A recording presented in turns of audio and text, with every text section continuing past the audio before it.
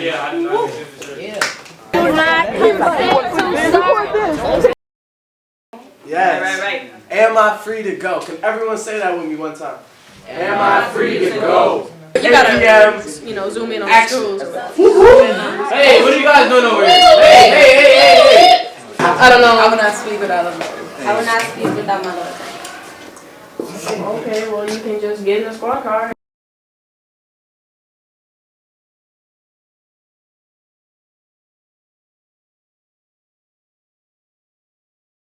They drove to the U-turn, they jumped out the car on us, and then I guess they thought it was me. Get out of the camera. Get out of the camera. Hey, record this. Record this. Record this. Everybody record this. Everybody record this. You got the right to record this. Record this. You got the right to record this. Yes, record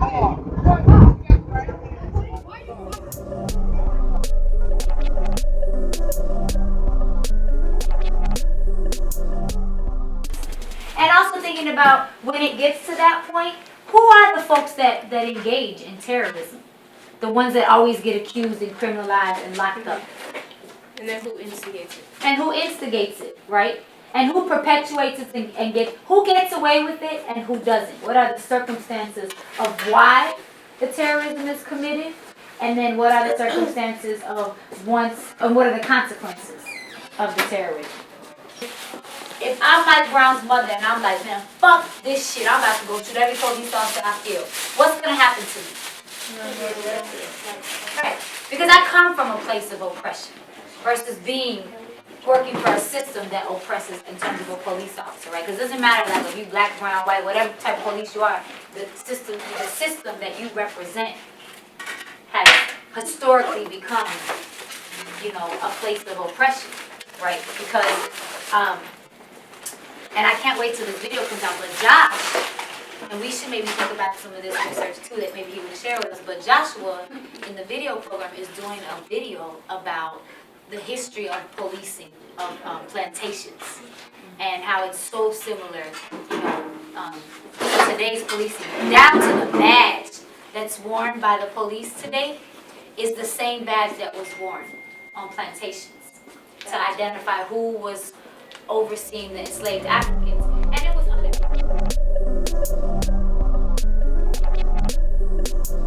I think it's important there are two separate developments that I think become important. Now, there's actually the development of police forces in the North, and then there's the development of police forces in the South.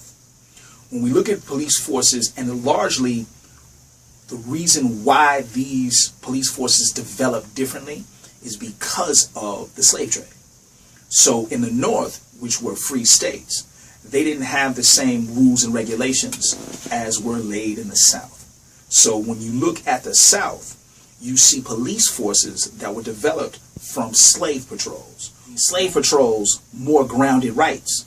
Now they had police forces. Now you get police forces in the colonial period as early as the late 1600s, right? They were referred to as volunteer patrols or what have you. But as government started to develop, they actually gave these folks who were in the slave patrols in the South particular rights. And then they started to refer to them as police forces, right? So again, the transition from slave patrols to police forces is a dynamic that happens in the South. The development of police forces in the North are very different. But this eminence from slave patrols actually comes from the South. So that group of folks who were not then known as slave patrols, they had a couple of responsibilities. One responsibility was to make sure that those who may have escaped were brought back to their owners by way of the structure of the law, because there were actually there's actually papers that had you that stated that you were bonded to your owners. And so in the South, in addition to catching those who were deemed runaways, there was also another set of rules and responsibilities that those slave patrols had. And the largest responsibility of that particular group was to make sure that you did not have access to the rights and duties of members of the ownership class. So these slave patrols were responsible to make sure that people didn't vote. If you had papers that noted your freedom, to make sure that they were not to be educated, they were not to read, they were not to write, they were not to build schools, and they were not to own land.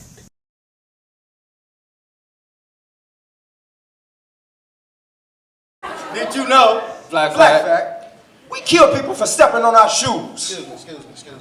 Oh, my bad. Hey, bro, I swear to God. But seriously, the reason we fight over our shoes because we got to use half our check because the government don't pay us enough because we work minimum wage jobs while they're sitting in their houses eating on anything they can find. We fighting for scraps. We're fighting for a peace of mind. Did you know? Black facts. Stars shine not because they're bright white, but because it's against blackness. But did you really know that the only thing that's really popular right now is being against black people while our movement is trying to move forward?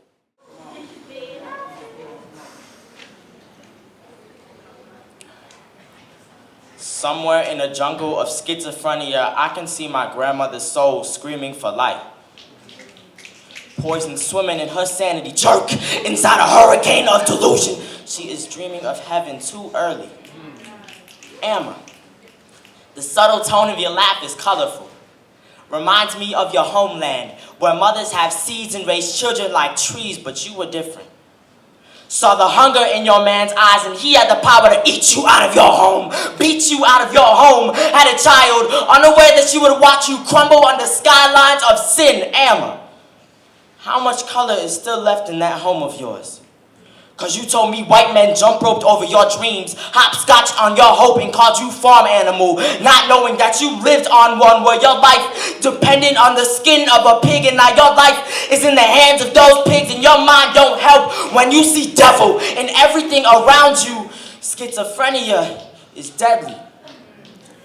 Voices putting death in my grandmother's dreams. What is your purpose? Taking the God straight out of my grandmother's body. Forcing a jungle of insanity to rupture her beauty. She is so scared of herself. In the jungle of schizophrenia, my grandmother be the prey of mental jaguars ready to feast. We are coming for you. It's okay, Vicky, don't worry. We are coming for you. Don't worry, you'll be all right. We are coming to feast and consume every crater in that brain. My grandmother is not your meat or prey, not your target practice or food pantry. She's been running since 72 and ain't found a hiding spot yet. Emma, your schizophrenic secrets will always be safe with me. You were the light of my baby days. The feeling of intimacy running through my fingers as you clasped your hands onto mine was like tropical birds on the funny bone of a branch. And as we've grown older, The funny in your fingers has begun to vanish. And I'm sorry, I'm not there to bring it back. I'm sorry for not keeping my name in your mind. I'm sorry for only watching as life lynched my name above your head and I didn't help as you tried to grab it. Emma, I'm sorry for not being the beat to the crisscross heart you wear around your neck. The gold fades like the memory of my childhood, Emma. The jungle of schizophrenia is starting to grow. And I'm praying that you don't get tangled in the roots of your own trauma.